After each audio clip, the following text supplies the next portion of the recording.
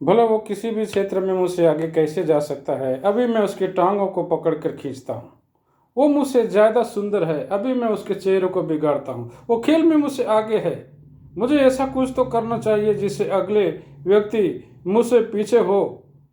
वो पढ़ाई में मुझसे ज़्यादा तेज है, मैं काम करता हूँ, उसे अश्लील चीज़ों की तरफ किसी फोटो के द्वारा उसको फंसाता हूँ ताकि वो फेल हो जाए या योग्यता में मुझसे पीछे चला जाए। जो ईर्ष्या के जो मरीज के मनोभाव कुछ इसी तरह के हो सकते हैं। हाय फ्रेंड्स, नमस्कार, मैं विनोद कुमार आप सभी का स्वागत करता हूँ। जलन ईर्ष्या क्या है जो खतरनाक है, और एक ऐसा भी डाह है, जलन है जो गलत नहीं है। यदि आप जानने के इच्छुक हैं तो इस वीडियो को पूरा देखिए। जलन ईर्ष्या क्या है और इसी के विषय में आज की चर्चा है। दो प्रकार की ईर्ष्या या जलन होती है। एक तो है बुरे विचार से रखी जाने वाली जो ईर्ष्या है, ये किसी भी व्यक्ति के अंदर काम कर सकता है, इंसान के अंदर काम कर सकता है। ईर्ष्या जिसको द्वेष भी बोला जाता है, कुछ लोग ताप बोलते हैं, कुछ लोग द्रोह बोलते हैं, जलन। अक्सर जलन ईर्ष्या से मनुष्य का चेहरा खट्टे आम की तरह लाल हो जाता है। बुरे विचार से रखे जाने वाली ईर्ष्या की भावना, बुरी भावना वाली जो ईर्ष्या को भी जो है द्वेष के नाम से जो जाना जाता है। वो व्यक्ति जो अपने से अधिक प्रभावशाली, योग्य या प्रसिद्ध या संपन्न व्यक्ति से बुरी भावना से जो है ईर्ष्या रखता है। मनुष्य चाहते हैं कि उन्हें उपलब्धि हासिल हो, हम सभी चाहते हैं, पर वो किसी और को मिल जाता है तो स्वाभाविक रूप से जो है हमारे अंदर या पहले व्यक्ति के उस इंसान जो है उस इंसान के अंदर जो सोचता है इस प्रकार से जो है वो स्वाभाविक रूप से ये काम करता है। ईर्ष्या जो किसी के अंदर भी आ सकता है, किसी की योग्यता और बल, बुद्धि, हुनर या सुंदरता पर जो है डाह जो है हो जाता है। ये जो है कोई भी बुद्धिमान हो, चाहे जो कोई भी परिपक्व व्यक्ति हो, उसके अंदर भी ये काम कर सकता है। इस तरह की जलन से दूसरों को नुकसान तो होती है, लेकिन डाह रखने वाले व्यक्ति को भारी नुकसान का सामना करना पड़ता है। डाह शिकार और शिकारी दोनों के लिए बड़ा खतरनाक है।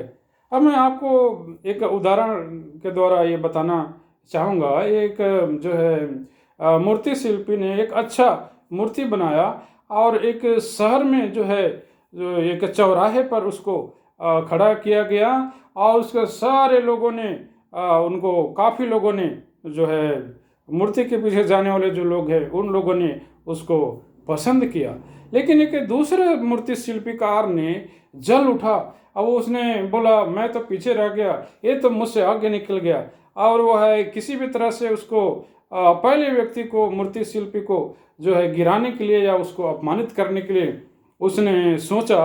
और उसने क्या किया, एकदम बड़े भोर को उठता था और चीनी हथौड़ा ले करके वो उस मूर्ति जहाँ पर खड़ा था उसको धीरे धीरे जो है नीचे से उसको जो है वो हथौड़ा और चीनी से उसको जो है मार रहा था, उसको तोड़ने के लिए, गिराने के लिए। और वो हर सुबह इसी तरह से वो काम करता था।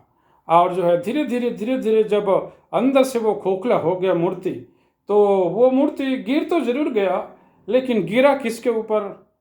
उसी के ऊपर जो व्यक्ति उस चीनी और हथौड़ा ले करके उस मृत मूर्ति को जो गिरा रहा था। प्यारो, तो इस तरह से ये खतरनाक होता है। गलत ईर्ष्या से कैसे बच सकता है इंसान? इस प्रकार की जलन या ईर्ष्या मनुष्य का स्वाभाविक गुण है, ये किसी भी व्यक्ति के अंदर काम कर सकता है। और यदि जलन हावी हो जाए और इसे नियंत्रित नहीं किए जाने पर बड़े बड़े दुष्कर्म हो सकते हैं। परंतु मसीह के आत्मा और प्रेम के सामर्थ्य से मनुष्य के मन की इस भावना को नियंत्रित किया जा सकता है। नीति वचन उसका 27:4 में पढ़ लीजिए। एक ऐसा भी ईर्ष्या होती है, एक भले विचार से रखे जाने वाली ईर्ष्या या जलन, जो मैं आपको बताना चाहूँगा। जो पहले जो बताया वो तो नुकसानदायक है, खतरनाक है, लेकिन एक दूसरा प्रकार का ईर्ष्या है जलन। वो गलत नहीं है, वो अच्छा है। ये क्या है, यदि आप जानना चाहते हैं तो आगे भी देखते रहिएगा। भले कार्य की ईर्ष्या के कारण व्यक्ति अपने प्रेमी या प्रेमिका की भलाई करना चाहता है। यह इच्छा इतनी तीव्र होती है कि ये विश्वास योग्यता की आशा रखती है और हर प्रकार से अविश्वास योग्यता को दूर करना चाहती है।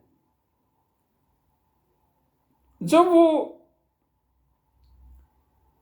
बतलाती है कि परमेश्वर अपने लोगों के प्रति जलन रखता है, वह उनकी विश्वास योग्यता को चाहता है और उनकी भलाई के लिए तीव्र इच्छा रखता है। उदाहरण के लिए मैं आपको बताऊंगा कि निर्गमन की किताब में 20 अध्याय का 4 से 5 आप पढ़ लीजिएगा। इस प्रकार वो भक्त या अगुआ जो है परमेश्वर के लोगों की आत्मिक उन्नति के लिए जो है चिंतित रहता है, वो कह सकता है कि मैं उन लोगों के लिए जलन रखता हूँ।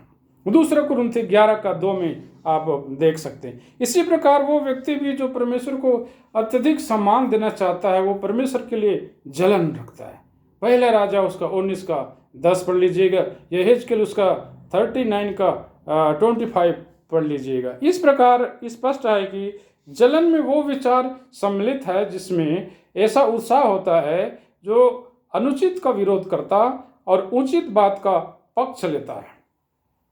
कोई भी व्यक्ति जो नाकाम हो गया तो उस नाकाम व्यक्ति को अगला जो परिपक्व व्यक्ति है या जो माहिर व्यक्ति है, वो उसको आगे बढ़ाने के लिए वो किसी भी हद तक जाने की कोशिश करता है। मेरा यहाँ मतलब किसी भी हद तक का, उसी जो उचित माध्यम के दायरे में रह करके जो उसको आगे बढ़ाने के लिए कोई भी विकल्प अपना लेना। तो इस तरह की जो किसी दूसरे की भलाई के लिए या समाज के भलाई के लिए जो जलन है, वो अच्छा जलन है, वो कोई गलत नहीं है, वो पाप नहीं है। इस वीडियो में बस इतना ही। मेरा आशा है कि इस वीडियो के द्वारा मैंने आपकी मदद करने की कोशिश की है। यदि आपका भी ऐसा मानना है, उपरोक्त प्रयास से आपको कुछ न कुछ लाभ हुआ है, तो इसे लाइक करें, कमेंट करें और शेयर करिएगा और इस चैनल को सब्सक्राइब करना ना भूलिए।